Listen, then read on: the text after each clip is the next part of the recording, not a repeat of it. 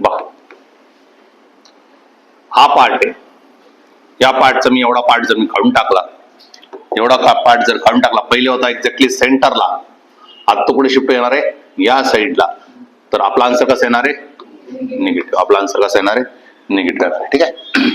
बघा बघा, centre of mass, new centre of mass, new centre of मास कुठे shift होत असतो, निगेटिव्ह ऑफ मास ऑफ खड्डा. खड्डा म्हटलं चालेल का, रिमूव्ह म्हणून मास ऑफ रिमूव्ड इंटू काय, radius of removed, mass of removed upon आणि रिमेनिंग आता mass of remaining, mass of remaining.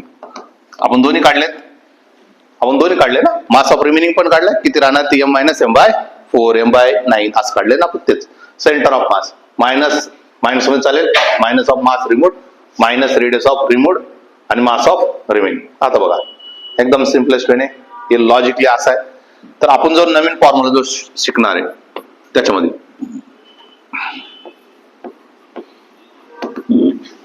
Radius of removed, radius of removed into किती, डिवाइड बाय d - 1. काय येणार आहे, d - 1. आणि d म्हणजेच काय, डिनॉमिनेटर, जे आपण शॉर्टकट देत नाही. तर असं लक्ष ठेवा, हे लक्ष ठेवा, radius of removed upon d - 1 असं आपल्याला लक्ष ठेवा. बघा मी काय म्हटलं,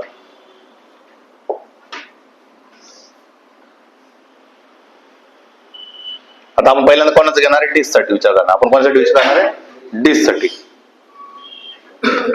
नंतर आपण याच्या जवळ फॉर डिस्क, फॉर डिस्क मी काय म्हटलं, r/2 इतका रेडियस मी रिमूव्ह केला, बरोबर नाही, r/2 इतका रिमूव्ह केलं. तर आता सेंटर ऑफ मास कुठं असेल, लॉजिक कळालं. r/2 इतका काढून टाकला, तर पटकन सांगा r/2 जर मी काढून टाकलेला असेल, r/2 जर मी काढलेला असेल, तर मास किती होऊन जाईल, m/4 होऊन जाईल. रिमूव्ड मास किती झाला तुमचा, m/4 झाला. रिमूव्ड मास m/4 झाला, तर रिमेनिंग किती राहिला, रिमेनिंग किती होऊन जाईल तुमचा, 3m/4. काय डाऊट आहे, समजलंय. बघा मग आता r/2 इतका मास रिमूव्ह केल्यामुळे m/4 इतका मास त्याचा निघून जाणार आहे, तर राहतो किती तुमचा 3m/4. चला आन्सर दोन्ही पद्धतीने काढण्याचा प्रयत्न करू आपण. चला काय म्हटलं मी, सेंटर ऑफ मास किंवा ऐकलं खूप साऱ्या याच्यावर. हा मी काय म्हटलं, किती मास रिमूव्ह केला आपण, रिमूव्ह किती केलाय, m/4 मायनस मध्ये चालेल.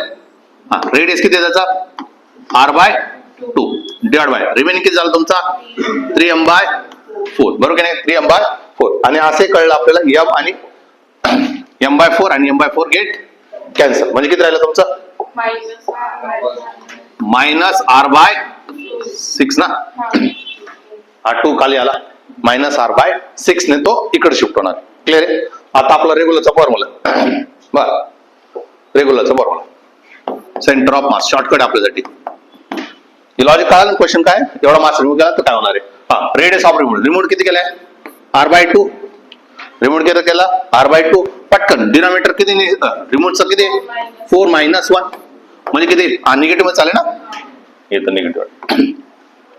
मायनस किती होणार, मायनस इंटू किती, r/2 डिवाइड बाय काय, 3 म्हणजे किती झालं, मायनस r/6. हा सोपं आहे.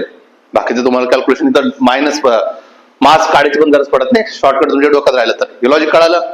आता जर डायरेक्ट काढता येईल, काय करायचं आपल्याला, काय करायचंय, वरती काय लिहायचंय, रिमोटचा रेडियस लावायचंय आणि खाली काय करायचंय, त्याच्या डोक्यामध्ये कॅल्क्युलेशन करायचंय की मास किती राहील आणि तेवढं मास मध्ये काय करायचं आपल्याला, मायनस आउट करायचंय.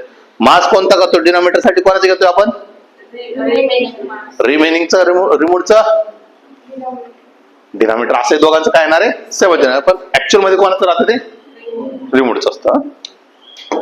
लवकर मग डायरेक्ट आता शॉर्टकट होऊन जाईल ना. बस त्याच्यासाठी सर्क्युलर स्पेरिकल साठी सुद्धा सेम चालणार आहे, स्पेरिकल साठी पण सेम चालणार. मग मी काय म्हटलं, रिमूव्ह पार्ट, ठीक आहे, रिमूव्ह कुठून केलं ते बघावं लागणार आपल्याला. रिमूव्ह केल्यानंतर मास काय राहिला, रिमेनिंग किती राहिला ते डायरेक्टली वापर, मास रिमेनिंग किती राहिला ते काढला. त्याच्यानंतर अजून काय करायचं आपल्याला, डिनॉमिनेटर बघून घेऊ. बरोबर ना, डिनॉमिनेटर बघून घेतलं. तर मी काय म्हटलं, शिफ्ट कितीने झाला,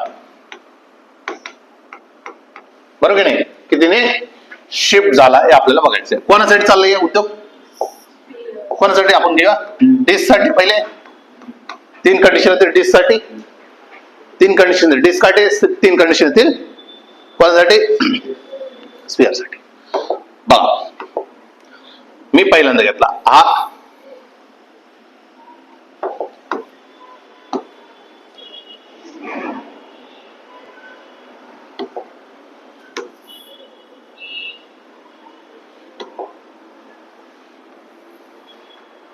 तीन कुठून कट केले गेले ते महत्वाचे आपल्यासाठी ना. मी काय म्हटलं, एक्झॅक्टली R/2 इतक्या रेडियसने बाहेर काढलं. ठीक आहे, R/2 इतक्या रेडियसने बाहेर काढलं. हा, इथलं रेडियस काढलं. इथं फक्त लक्षात ठेवते ना, असं लक्षात ठेवा, 3m/4, 3r/4 सॉरी 3m/4 लिहिलं, 3r/4. हा, आणि इथूनच मी काय केलं, एवढं काढलं, म्हणजे इकडून किती, r/4. याचं रेडियस किती होते मग, ते r/4. कळालं का, 3r/4 आणि इकडे किती होऊन जाईल मग r/4. इकडचं पार्ट आहे, मधूनच r/2 चा रेडियस म्हणजे एक्झॅक्टली r/2 आहे का, याचा इथं गेला ना, एक्झॅक्टली r आहे, इथला काढला असा, एक इथून काढला, एक इथून काढला असा. लॉजिक कळालं, फरक आहे दोघांमधला. मग बघा आता,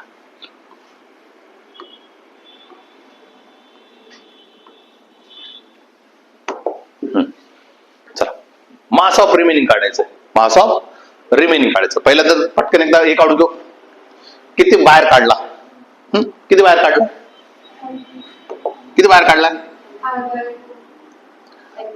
हे किती r/2 ने बाहेर काढलाय, कॅपिटल आरच घ्या, चल r/2. मास किती होईल पटकन, m/4, म्हणजे रिमेनिंग मास किती राहिला असेल, 3m/4, बरोबर की नाही, रिमेनिंग किती राहिला असेल, 3m/4. डिनॉमिनेटर किती झाला, 4. डिनॉमिनेटर किती झाला, 4.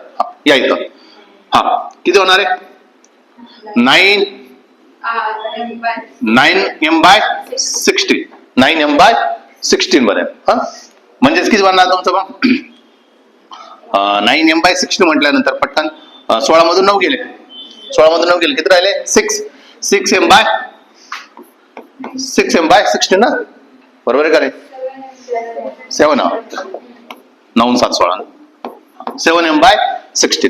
डिनॉमिनेटर किती झाला, 16. या इथं, इथे किती r/4 ने काढलाय, इथं r/4 काढला, तर r/4 आहे, r/4 आहे, तर किती होणार आहे, m/16 होईल. तर रिमोट किती झाला तुमचा, 15m/, काय डाऊट आहे, 15m/16. डिनॉमिनेटर किती झाला, 16. चला आता डायरेक्ट फॉर्म्युला आपल्यासाठी, शिफ्टचा फॉर्म्युला काय शिकलो आपण, काय शिकलं पाहिजे ना, मायनस r रिमूव्ह वाला डिवाइड बाय काय, d-1 मारणार आहे. चला चल, यासाठी मायनस मध्ये चालले, रिमूव्ह किती केला, रेडियस r/2 ने केलेला आहे, आणि किती तुमचा d-1, d किती तुमचा 4 - 1, म्हणजे किती झालं तुमचा -r/6. या इथं का ना, -r/, हा किती काढला आपण, 3r/4 ना, कुठून काढला महत्वाचं आहे, कुठून काढलं माहिती ना, इकडचा, अजून इकडचा सेंटरचा पार्ट बाकी आहे. -3r/4 रिमूव्ह केला, कितीच आहे 16 - 1 ना, किती होणार आहे -3r होणार आहे, म्हणजे किती होणार आहे 15 होईल, 15 चौक 60, 60 म्हणजे किती होणार आहे -r/20, -r/20. या इथं किती होणार आहे, मायनस मध्ये चालेल, कितीने काढला आपण r/4 ने काढलाय, आणि कितीने रे 16 - 1, 16 - 1 -r/60, 15 चौक 60. आणि हे माहित होणं पण गरजेचं आहे, -r/60. डिनॉमिनेटर काय झाला याचा, त्याचा डिनॉमिनेटर काय झाला, मोठा झाला, ओव्हरऑल फ्रॅक्शन काही छोटा. का बरं असं झालं, का बरं झालं असं, थोडंसं तिकडे सरकलं, याचा अर्थ का बरं झाला, कारण की या साईडला पण काय राहिला, मास राहिला ना, अरे या साईडला पण काय राहिला, मास राहिला, म्हणून इकडे थोडासा सरकला. इथून काय झालं, इकडच्या साईडला मास उडलायला होता, म्हणून त्याचा जास्त सरकला. -r/20 आणि r/60. लॉजिक कळालं, नाही तर आपल्या जवळ हा फॉर्म्युला आहेच, तर तुम्हाला करायचं असेल तर तो करू शकतात. कोणता? रेग्युलर आला, मायनस रिमूव्ड. ठीक आहे. आता आपण काय बघणार दुसरं कोणाचं? आता कोणचं? स्पेरिकल बॉडीचं ना.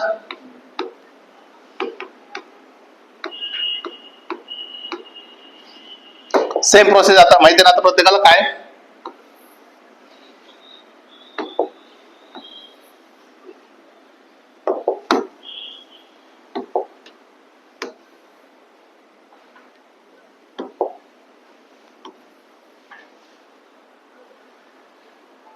ठीक आहे. किती केलं मी? r/2. जर इथून उडवला असता तर किती झालं रेडियस? 3r/4 ने गेला असता. इथून उडवला असता तर काय झाला असता तुमचा?